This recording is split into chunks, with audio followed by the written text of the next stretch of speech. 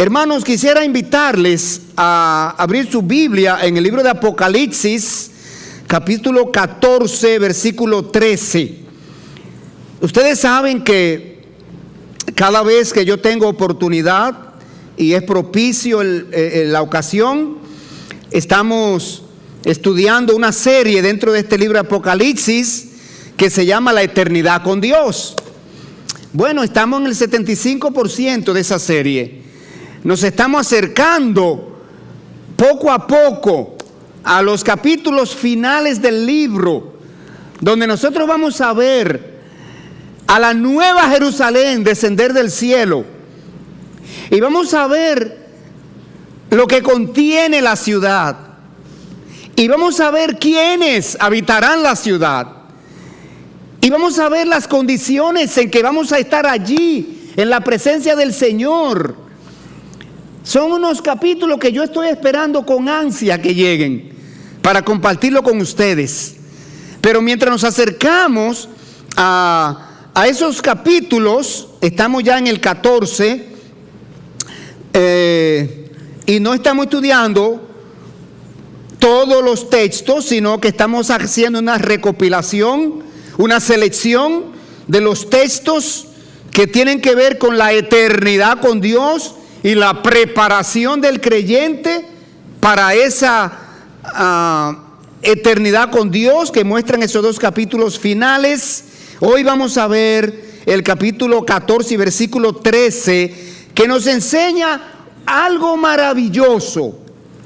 Nos enseña la manera como Dios valora la muerte de un creyente. Déjeme decirle que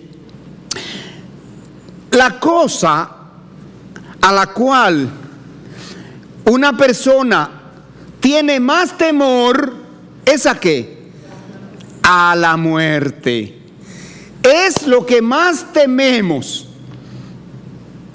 De hecho, usted ha escuchado por doquier que la gente dice que lo más valioso, lo más preciado, a lo que tenemos que estar aferrados, lo que tenemos que cuidarlo, es la vida, estar vivo.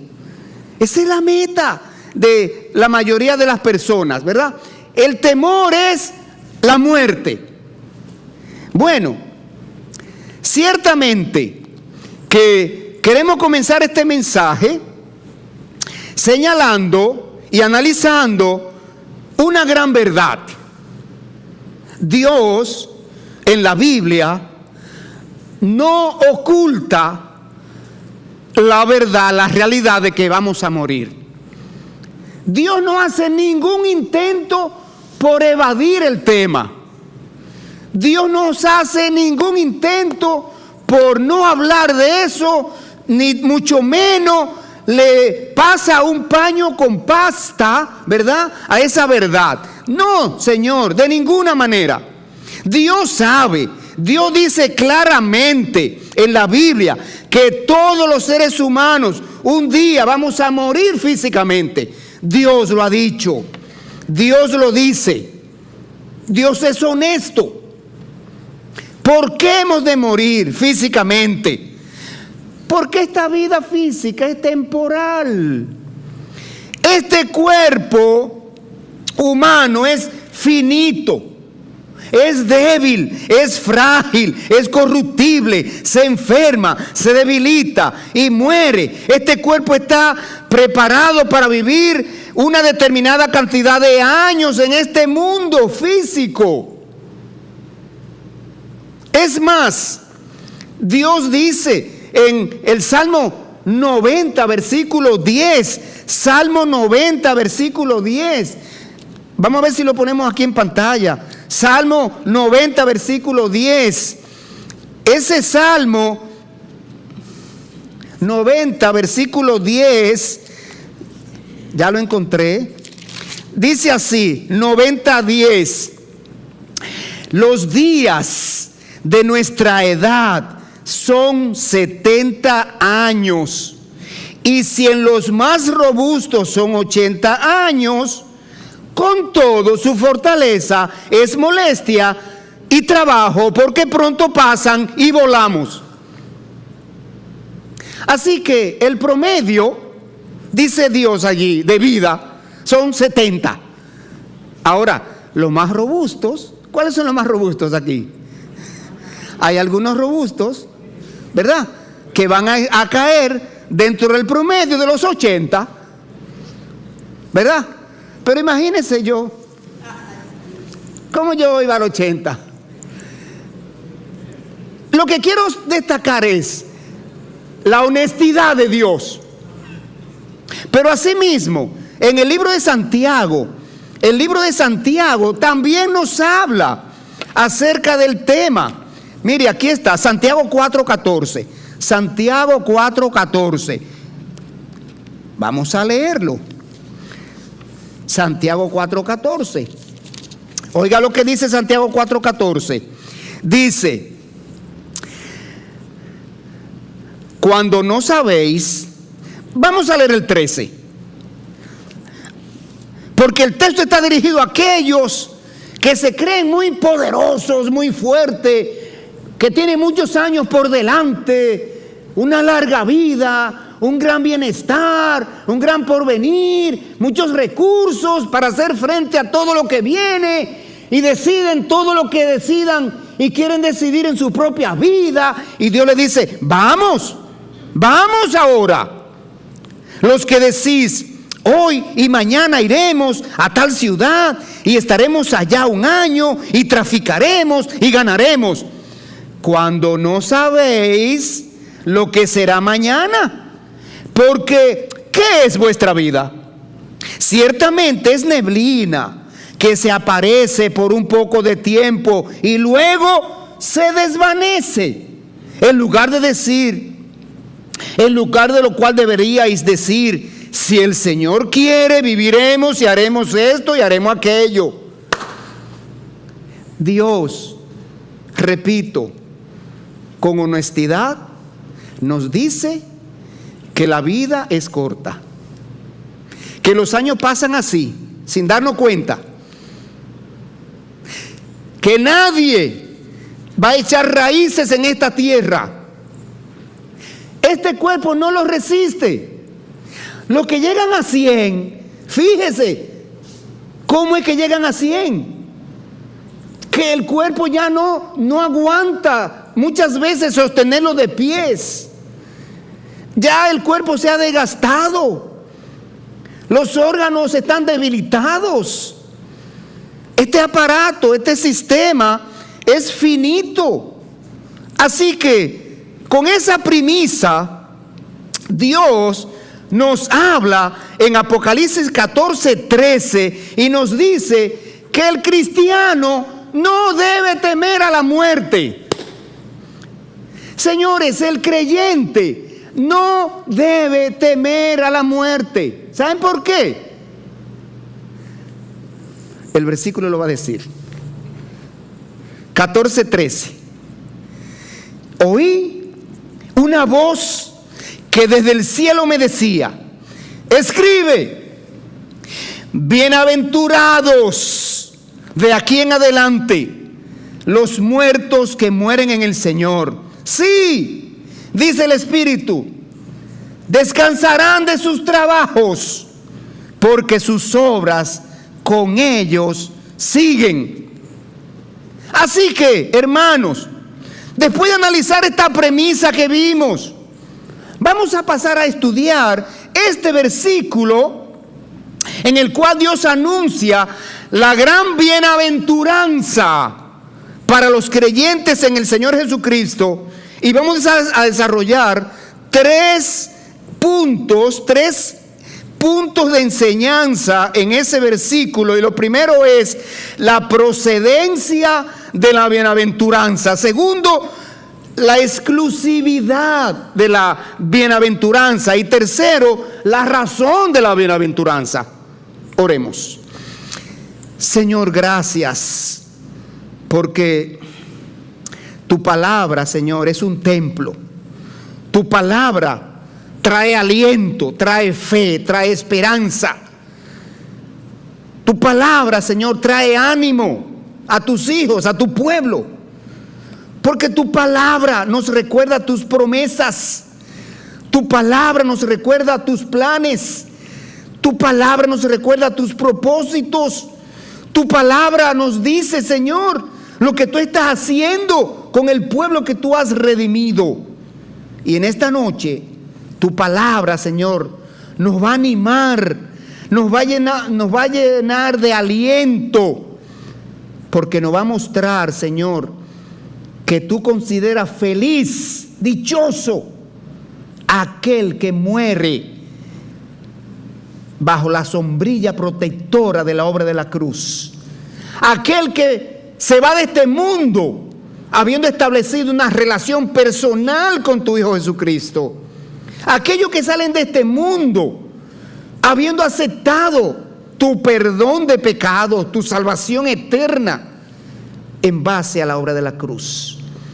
Ahora, Señor, muéstranos cada verdad espiritual que tiene esta porción y ayúdanos a aplicarla y apropiarnos de ella, Señor. Y te lo pedimos en el nombre de Jesús. Amén, amén. Pues, hermanos, les decía que este versículo está allí en el medio, ¿verdad?, del libro de Apocalipsis, aquí donde ya han pasado la primera serie de juicios y se está desarrollando una segunda serie de juicios sobre toda persona que rechazó la salvación de Dios a través de Cristo Jesús y la obra de la cruz. Y se está mostrando cómo el Señor está obrando para salvar a la gente. Vimos en los últimos estudios los 144,000, un ejército de predicadores y misioneros que Dios preparó y mandó para predicar la palabra en su pueblo y en todo el mundo, con el propósito de llevar el corazón de la gente hacia Jesucristo. Después vimos los 2 testigos que el Señor levantó, y esos 2 testigos testificaron, predicaron la palabra de Dios, el evangelio de salvación por 3 años y medio, y esos 2 testigos fueron muertos por la bestia, por el anticristo.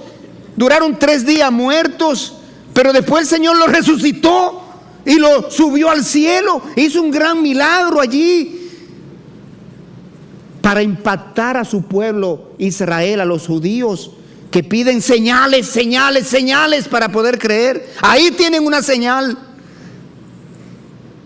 Y nosotros vemos a lo largo de los otros capítulos la crueldad del anticristo y la manera como está persiguiendo a los creyentes y obligando a la gente a que se someta al sistema. Y entonces Dios dice: tengo que llevar aliento a los redimidos, a los creyentes. Y nos dice así en este versículo que leímos. De modo que lo primero que vamos a ver es la procedencia. ¿De dónde viene? Mire, la bienaventuranza proviene de la voz de Dios y no de hombres. El apóstol Juan está recibiendo aquí la revelación que Dios le está dando sobre las cosas que han de venir. Y Dios está utilizando 2 maneras, 3 maneras. Dios está utilizando ángeles que le están enseñando, le están diciendo mensajes, le están diciendo cosas para que él escriba. Dios está utilizando la presencia misma de Juan. En porciones Dios le ha dicho: sube acá. Y dice Juan: y subí en el Espíritu. Y yo es como que estaba allí presente, estaba mirando lo que estaba pasando.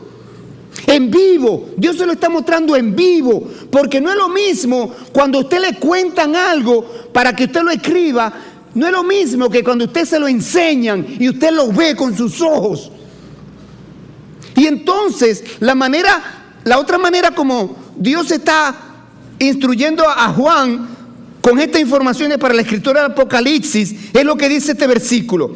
Dice, oí una voz que desde el cielo me decía. De modo que el apóstol Juan aquí recibe una voz que viene del cielo, directamente del trono de Dios, y no ha venido de hombres alguno. Es una expresión, la expresión una voz del cielo aparece varias veces, inclusive a lo largo del libro. Es una comunicación directa de parte de Dios, sin la intermediación de ángeles. La palabra de Dios sabemos que es inmutable, eterna.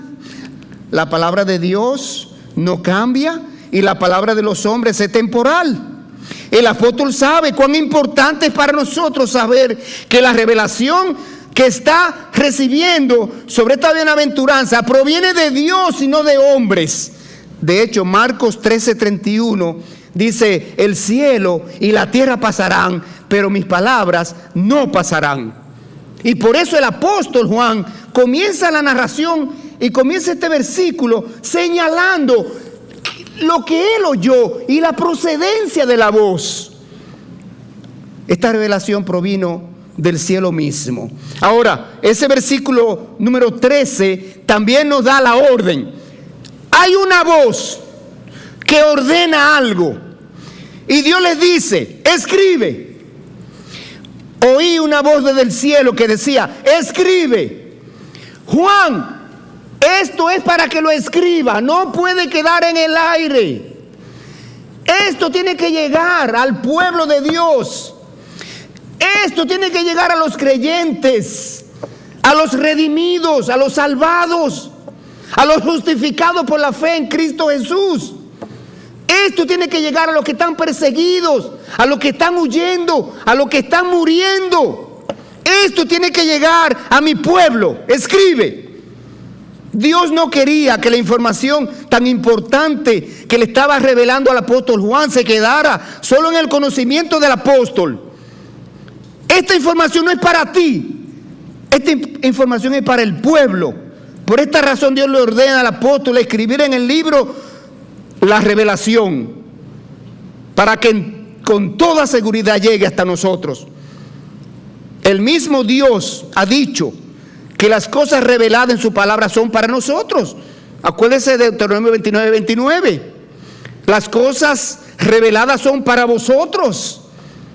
Apropiémonos de la cosa que Dios nos ha revelado, para que vivamos por ellas. Y esta revelación constituye una promesa muy importante que motiva a todos los creyentes a la fidelidad. Hermanos, este versículo es para motivarnos a la fidelidad, a la lealtad, al servicio, a la adoración, a la vida de devoción. Este versículo es para afianzarnos en la fe. Mire qué más ahora. Ese versículo 13 contiene el anuncio. ¿Qué es lo que Dios quiere que escriban? Oí una voz desde el cielo, me decía, escribe, bienaventurados de aquí en adelante. Wow. Ahora la revelación de Dios es desvelada, es declarada. Se declara el mensaje. El apóstol Juan ahora anuncia qué es lo que Dios le ha dicho. Dios comunica que hay una bienaventuranza disponible para los seres humanos. La palabra bienaventurado, ¿saben ustedes qué significa? Dichoso, significa feliz, significa afortunado. Para el mundo, la persona bienaventurada es una que, para el mundo, que se saca la loto, que se saca la lotería, o se sacó la jipeta que rifó el canal X. Ese es un dichoso para el mundo. O que se casó con la hija del rey.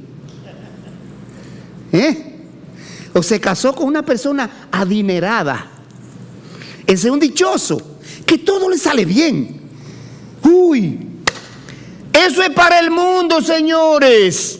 Sin embargo, Para Dios, una persona bienaventurada tiene otro concepto. Dios tiene otro concepto de la felicidad, de la dicha. ¿Sabe cuál es el concepto de Dios? Vaya conmigo al Salmo 32 y versículo 1 y 2. Allí Dios dice que una persona bienaventurada es una que no tiene cuenta pendiente con la justicia divina. Oiga la diferencia,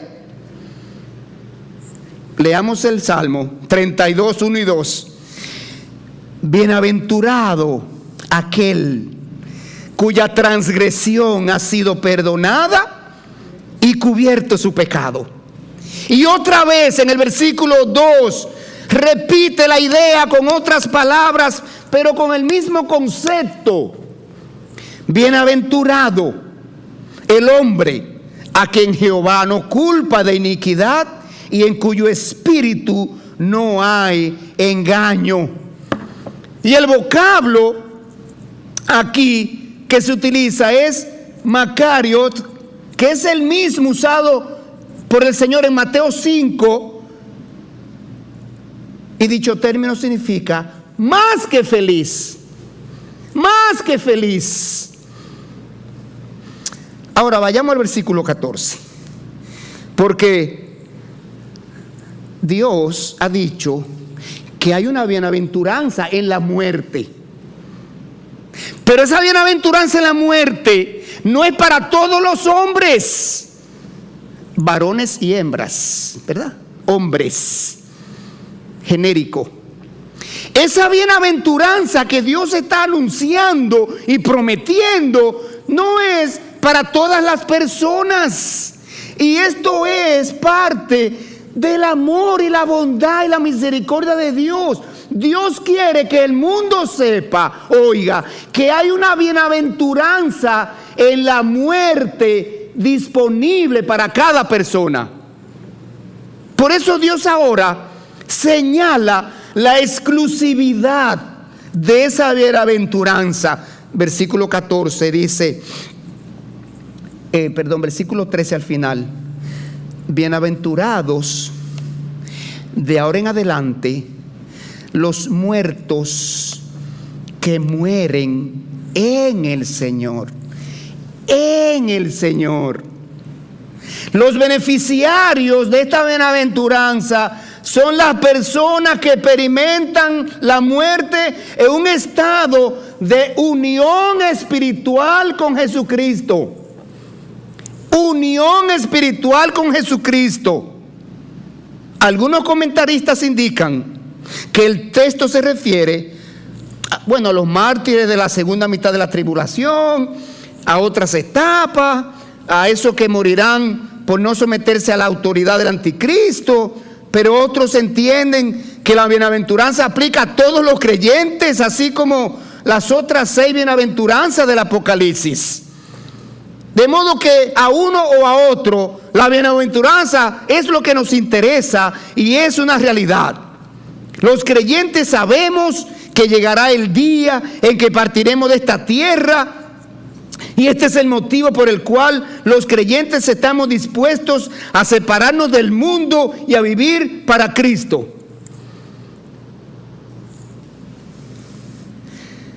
Los creyentes tenemos un gran motivo para vivir para Cristo. Y aquí se nos ofrece uno más, un motivo más para nosotros estar dispuestos a dar nuestra vida por Cristo y su misión en esta tierra. Los creyentes sabemos que tenemos una cita con la muerte. Es verdad, la tenemos, hermanos. Con la muerte física, la tenemos. Así como la tienen todas las demás personas. Por lo tanto, los creyentes hemos entregado nuestra vida a Jesucristo, porque Jesucristo es el único que puede salvarnos. Solo Jesucristo murió por nosotros en la cruz. Solo Jesucristo puede liberarnos del pecado y hacernos aceptables a Dios. Solo Jesucristo puede darnos el derecho de vivir para siempre. Por lo tanto, los creyentes comprometemos nuestra vida con Cristo. Hermano que está aquí, ¿Qué tan comprometido con Cristo tú estás?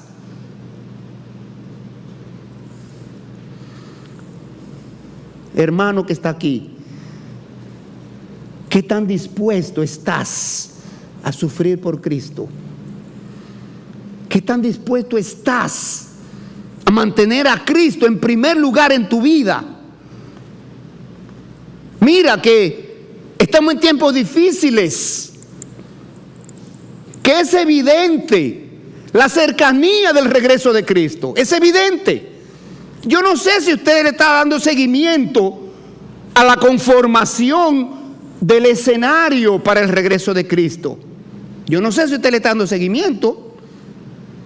Yo no sé si usted sabe que ya hay comunidades completas donde todos los habitantes ya están operando bajo el chip y todo ya está allí registrado, y ese es su pasaporte, su cédula, su cheque, su cuenta bancaria, su vida, su tarjeta de crédito. Se están conformando todo lo concerniente al escenario para la venida del Señor Jesucristo.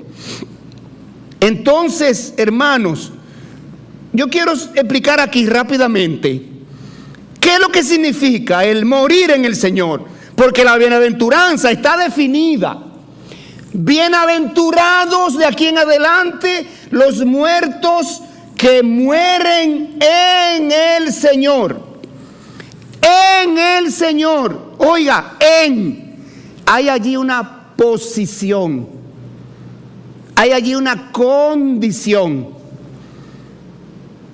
Mueren en el Señor, debajo de la sombrilla protectora del Señor. Los que están unidos espiritualmente al Señor, los que tienen su cuerpo crucificado, como dice Gálatas 2:20, juntamente con Cristo, identificados con el Señor.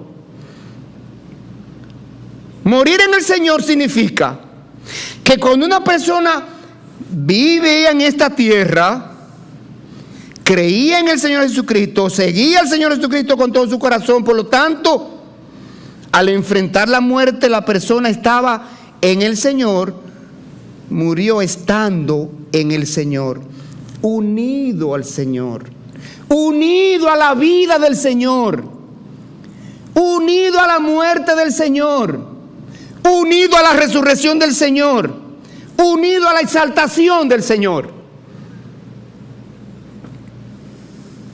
Mire,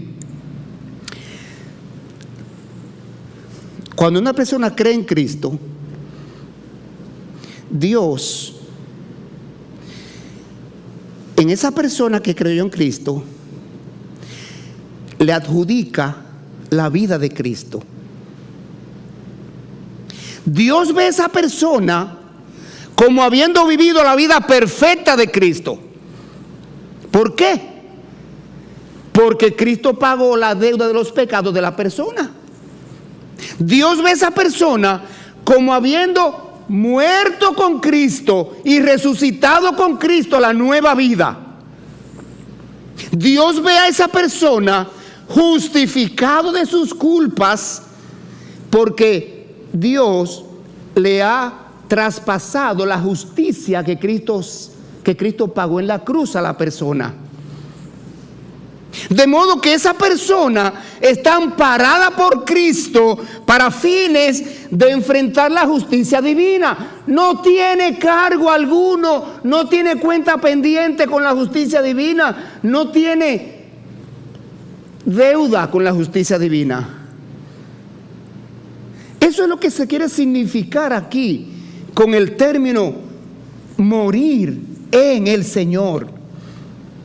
Entonces, por esa razón es que el salmista aquí nos da ese aliento, esa esperanza, esa seguridad, esa tranquilidad, cuando dice en el Salmo 23:4, aunque ande en valle de muerte, aunque ande en valle de sombra de muerte, no temeré mal alguno, porque tú estarás conmigo, tu vara y tu cayado me infundirán aliento.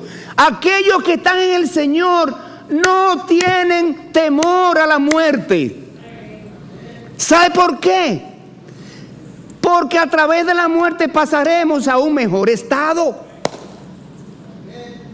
A través de la muerte dejaremos los sufrimientos de este mundo, los padecimientos de este mundo, la pecaminosidad de este mundo, la tensión de la carne de este mundo, la persecución de la tentación de este mundo, los afanes de este mundo, y pasaremos a una vida de paz, de cuidado, de mejor pastoreo bajo el pastorado de Cristo en la patria celestial.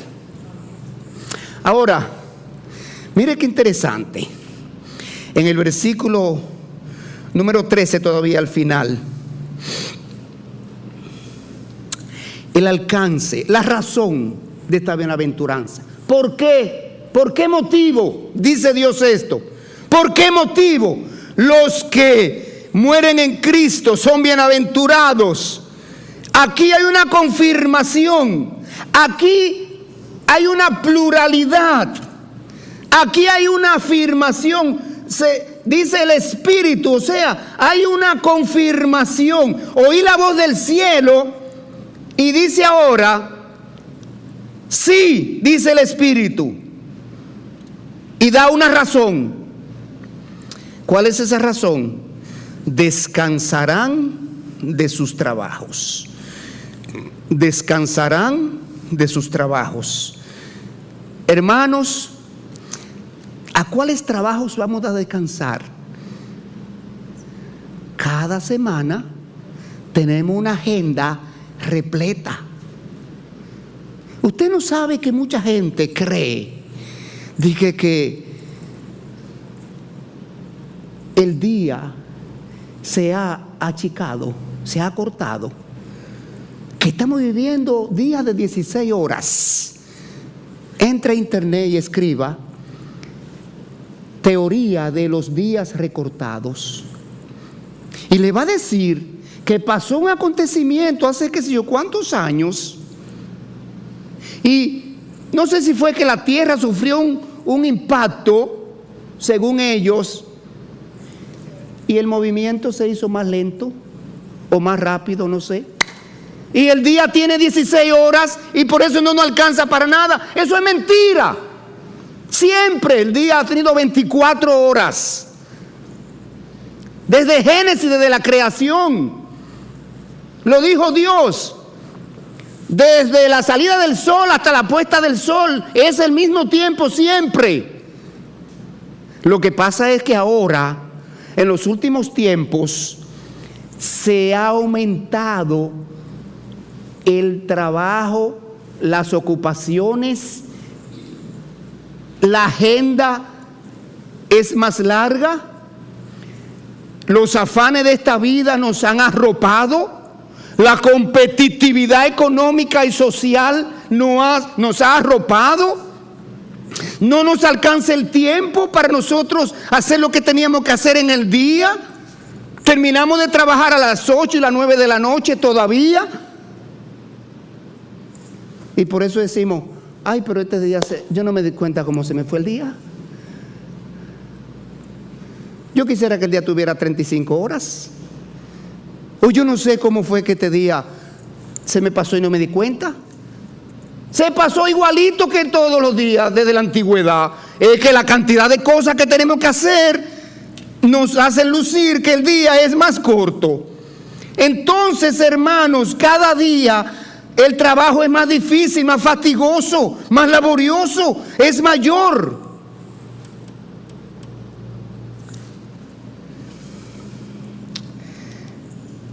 Ahora, también se refiere a otra cosa. Dice el texto que le seguirán sus obras, en el sentido de que el Señor recompensa su fidelidad también. Hay dos cosas que intervienen aquí. El trabajo fatigoso va a terminar y serán recompensadas las buenas obras que nosotros hicimos para el Señor, nuestro trabajo en el Señor. Eso interviene aquí. Sus obras le seguirán en el sentido de que el Señor recompensará su fidelidad. La imagen es aquí la de trabajo, obra y labor extenuante, agotador y fatigante al punto de estar completamente agotado y desgastado. Esta es la forma en que el creyente debe trabajar, testificando, sirviendo y ministrando a Cristo. Si nosotros trabajamos hasta fatigarnos para el mundo, ¿por qué no trabajamos así para Cristo? Si nosotros trabajamos de manera tan ardua, tan fuerte, tan agotadora para el mundo secular, ¿por qué no trabajamos así también para Cristo? Dígame. Esta es la forma en que el creyente debe trabajar, testificando y sirviendo y ministrando para Cristo. Esta es la forma en que el creyente debe mantenerse firme ante todas las tentaciones y pruebas de la vida. Esa es la forma en que los creyentes del fin de los días deben mantenerse firmes en Cristo y rehusar seguir al anticristo que viene. Cuando una persona muere en el Señor, Dios lleva su alma al cielo y le da descanso de su trabajo y de su obra y de su agotamiento. La palabra descanso aquí significa ser refrescado, revitalizado, recargado, rejuvenecido y ser consolado. Cuando nosotros llegamos al cielo, seremos libres de todas las tentaciones, las pruebas, los trabajos de esta tierra, libres de sentirnos cansados y agotados, seremos perfeccionados, viviremos en un entorno de perfecta rectitud y justicia por los siglos de los siglos. Ese glorioso día descansaremos de todas nuestras luchas en este mundo corruptible. Mire lo que dice segunda a los Tesalonicenses 1:7. Mire, segunda Tesalonicenses 1:7 dice: y a vosotros que sois atribulados, daros reposo con nosotros cuando se manifieste el Señor Jesús desde el cielo con los ángeles de su poder. Y segunda a los Corintios 4:17 dice: porque esta leve tribulación momentánea produce en nosotros una cada vez más excelente, eterno peso de gloria. Así que el versículo número 13 en su última parte dice: porque sus obras con ellos siguen. Y quiero hablar un poquito sobre esto, porque no quiero que se vaya a confundir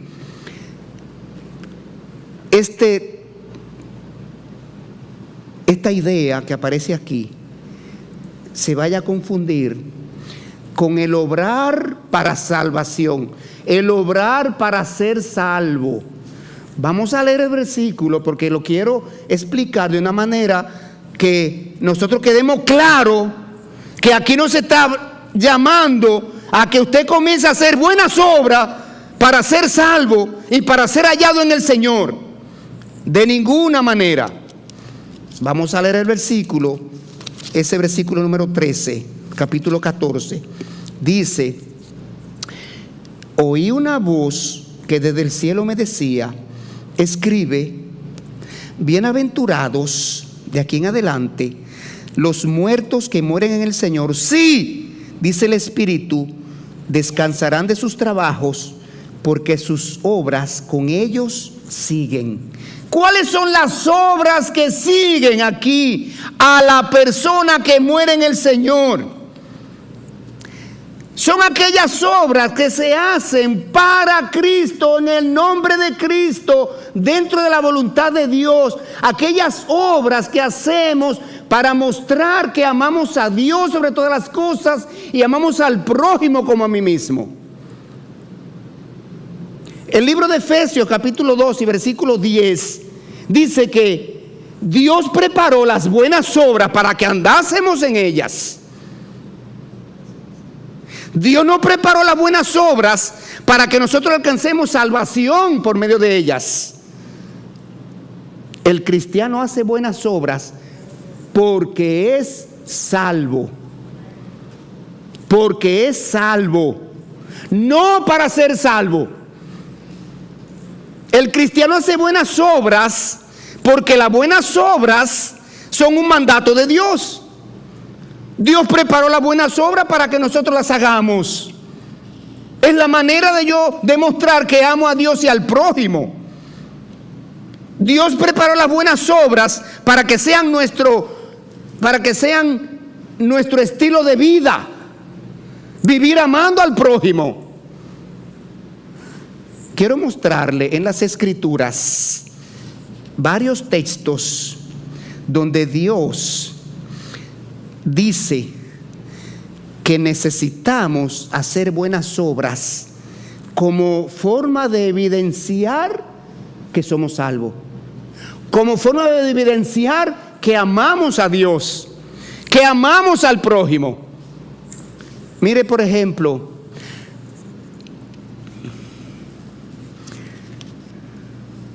a Mateo 5:16. Mateo 5:16. Dice Mateo 5:16.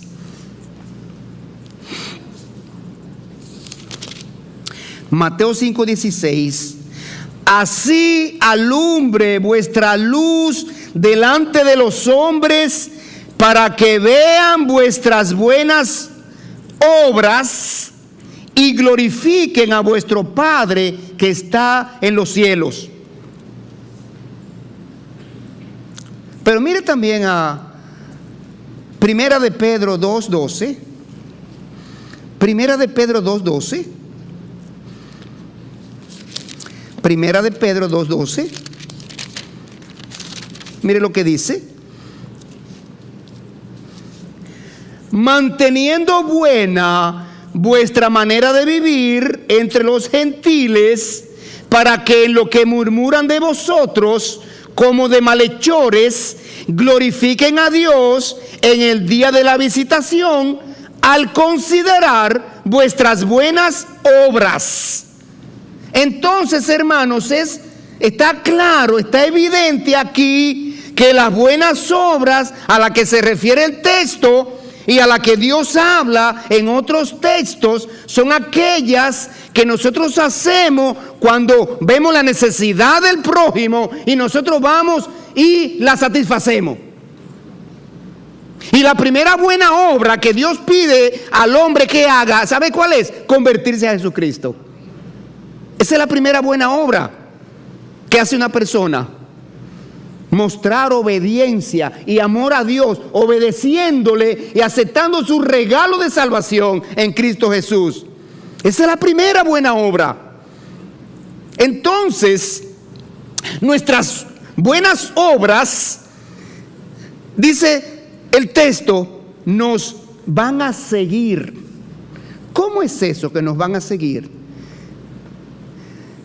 Mire, Dios tiene un registro de todas sus obras. Y va a llegar el día en que usted va a llegar a la presencia del Señor y le van a evaluar sus obras, y muchas de ellas que no fueron hechas conforme a la voluntad de Dios, no fueron hechas para glorificar a Dios, no fueron hechas con la intención correcta que usted debía hacerlo. ¿Sabe qué? Se quemarán, se queman, no pasan la prueba.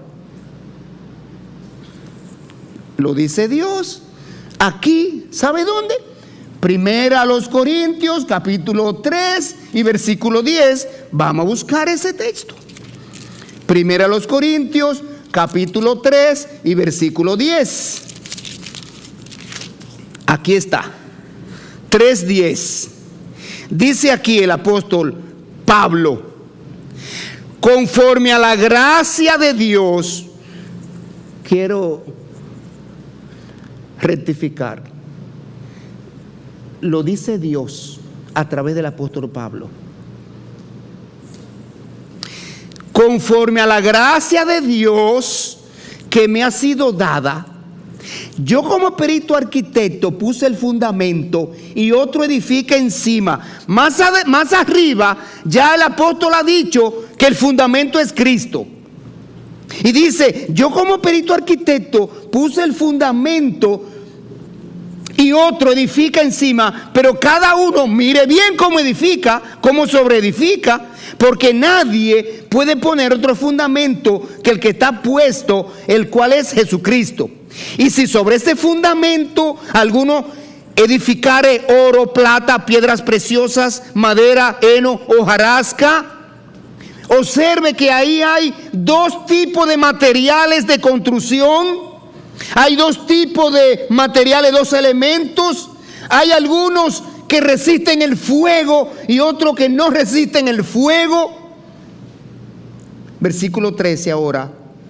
La obra de cada uno se hará manifiesta, porque el día la declarará, pues por el fuego será revelada. Y la obra de cada uno, cual sea, el fuego la probará. Si permaneciere la obra de alguno que sobreedificó, recibirá recompensa. ¿Cuál es el material con que se ilustra la obra de aquella que va a recibir recompensa, que va a permanecer, que va a resistir el fuego? Oro, plata, piedras preciosas. Dice el versículo 14, si permaneciera la obra de alguno que sobreedificó, recibirá recompensa. Versículo 15 dice, si la obra de alguno se quemare, aquellos que edificaron con hojarasca, heno, madera, él sufrirá pérdida. Si bien él mismo será salvo, aunque así como por fuego de chepa. Entonces, hermanos, ¿cuáles son una y cuáles son otra? Las obras con que reedificamos, que se ilustra con oro, plata, piedras preciosas, materiales duraderos que no se queman, son aquellas que nosotros hacemos con un corazón totalmente deseoso de glorificar a Dios, con un corazón de que la gloria no sea mía, sino del Señor. Esas obras permanecen. Aquellas obras que se hacen en obediencia a Dios, porque Dios lo manda. Pero aquellas obras que nosotros hacemos para sobresalir, para tocar fanfarria, para papá, papá, aquí está mi ofrenda. Para papá, papá, aquí estoy orando. Para papá, papá, aquí estoy dando un par de zapatos a un necesitado.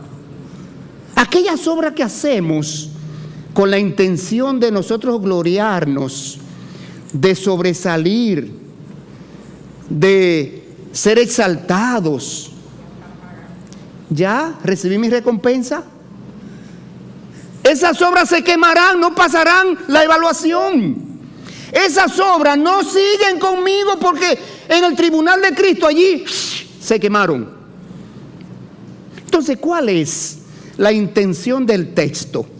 La intención del texto es guiarnos a nosotros a actuar con una determinación, como nos pide 1 Corintios, que dice, y todo lo que hagáis, sea de palabra o de hechos, hacerlo todo para la gloria de Dios. Para la gloria de Dios. Entonces, nosotros queremos concluir este mensaje recordando aplicaciones personales que necesitamos hacer y cambios y ajustes que necesitamos adoptar en nuestra vida.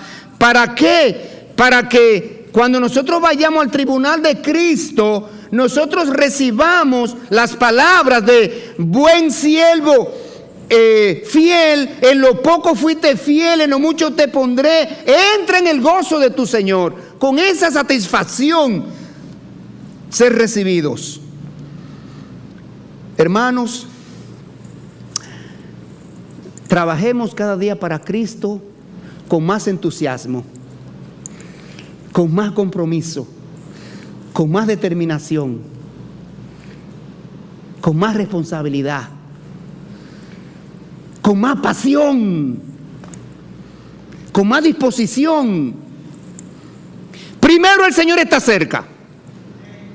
Y segundo, el Señor nos ha comprado, ha pagado un alto precio de sangre por nosotros. Es para que llevemos fruto para Dios. ¿Qué tan fructífero estás tú siendo para Dios? ¿Qué tan fructífero estás tú siendo para Dios? Ya Dios hizo todo lo que tenía que hacer para darnos la capacidad, como esta mañana se predicó el pastor Nadal, diciendo lo que Dios ha hecho ya de nosotros y con nosotros, la capacidad que nos ha dado, las bendiciones que nos ha entregado. Ya somos hijos de Dios adoptados, ya somos perdonados en Cristo Jesús, ya estamos reconciliados con Dios, ya somos herederos de la patria celestial. Ya Dios nos ha regenerado, nos ha redimido. Seremos presentados sin culpa y sin mancha delante de Dios. Dios nos dará un cuerpo glorificado en aquel día en que venga por nosotros. Se nos dará descanso eterno y paz con Dios.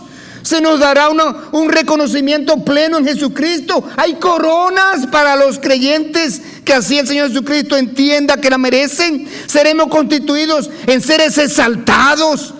Se nos dará el privilegio de rodear el trono de Dios. Se nos dará riqueza perdurable y rectitud. Se nos dará la corona incorruptible de gloria, como ya lo dijimos, y de vida. Seremos reyes y sacerdotes para Dios. Se nos dará una posición de gobierno y autoridad. Se nos dará el reino de Dios. Se nos darán tronos y privilegios de reinar por siempre con Cristo. Se nos dará responsabilidad y gozo eterno.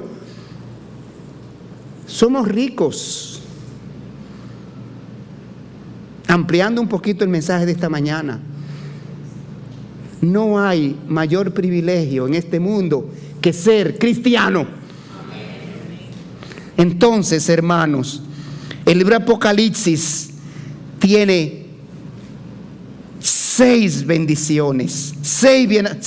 bienaventuranzas, 7 bienaventuranzas para los creyentes. 7 bienaventuranzas para los creyentes. Primero, Apocalipsis 3, la bendición de la obediencia. Bienaventurado el que lee y los que oyen las palabras de esta profecía y guardan las cosas en ella escritas, porque el tiempo está cerca. 2, la bendición del descanso eterno. Apocalipsis 14:13, lo acabamos de estudiar hoy. Bienaventurados los que mueren en el Señor, porque descansarán de sus trabajos y sus obras con ellos les siguen. Número 3, Apocalipsis 16:15, la bendición de la pureza de esperar el regreso del Señor. Dice aquí: yo vengo como ladrón. Bienaventurado el que vela y guarda sus ropas, para que no ande desnudo y vean su vergüenza, hermanos. Bienaventurado el que vela. Estemos velando la venida del Señor. Esperemos velando. Primera de Pedro 5:8. Sed sobrios y velad, porque vuestro adversario el diablo, como león rugiente, anda buscando alrededor a quien devorar. No nos podemos dormir en los laureles, como dijimos la semana pasada.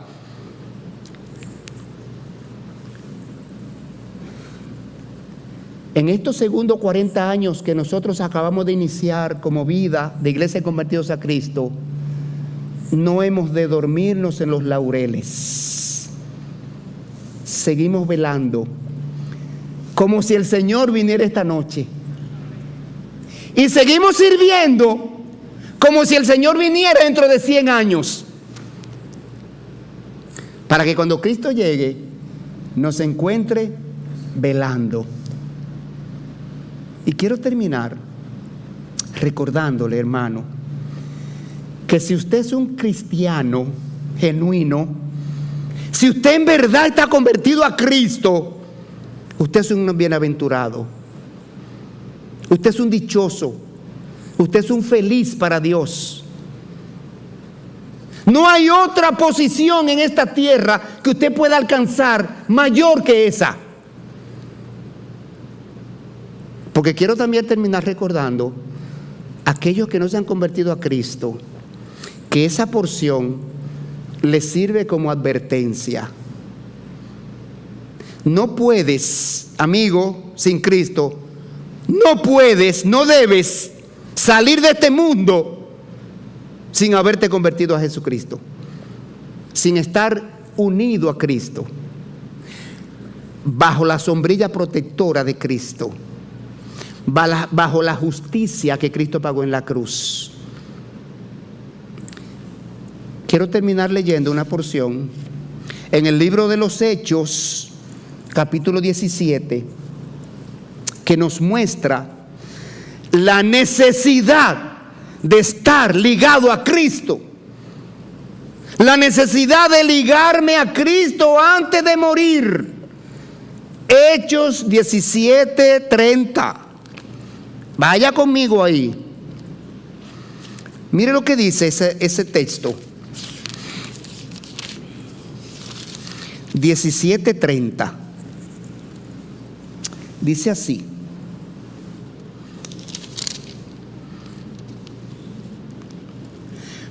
pero Dios, habiendo pasado por alto los tiempos de esta ignorancia, ahora manda a todos los hombres en todo lugar que se arrepientan. Y el arrepentimiento de pecado es dolerte en tu corazón haber ofendido a Dios, con una determinación de alejarte del pecado y refugiarte en Dios y aceptar su perdón en Jesucristo. Ese es el genuino arrepentimiento. Versículo 31. ¿Por qué Dios manda esto? Por cuanto ha establecido un día en el cual juzgará al mundo con justicia por aquel varón a quien designó, dando fe a todos con haberle levantado de los muertos. El Señor Jesucristo. El Señor Jesucristo es el elemento mediante el cual Dios va a juzgar a toda persona de este mundo. Una pregunta al llegar al cielo: ¿aceptaste a Jesucristo o rechazaste a Jesucristo?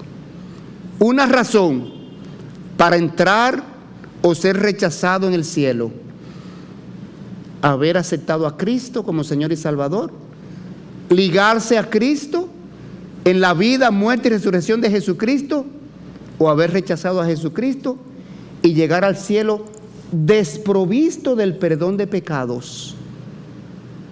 Llegar al cielo sin un abogado defensor que diga: él pecó, pero yo morí por él y cubrí la culpa de sus pecados en la cruz.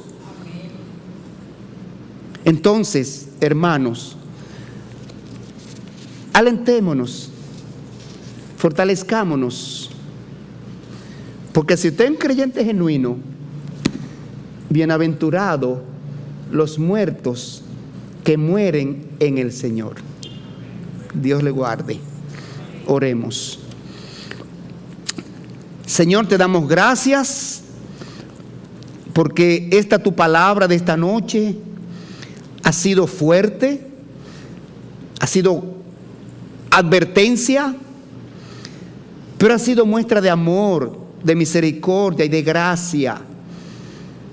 Porque tú nos adviertes, Señor, para que nosotros recapacitemos y tomemos medidas de lugar, Señor, a tiempo, y vengamos a ti y te entreguemos nuestras culpas, te pidamos perdón y salvación en Cristo Jesús para descanso eterno de nuestra alma. Gracias, Señor, por cada hermano en Cristo que tú salvaste por la sangre de Cristo. Pero te clamamos, Señor, para que tú sigas obrando en el corazón de aquellos que todavía no han aceptado el perdón que tú quieres extenderle a través de esa obra de la cruz. Extiende tu gracia y tu misericordia, Señor, sobre aquellas personas que todavía no han tomado la decisión por ti, Señor. Y te lo pedimos en el nombre de Cristo Jesús. Amén y amén.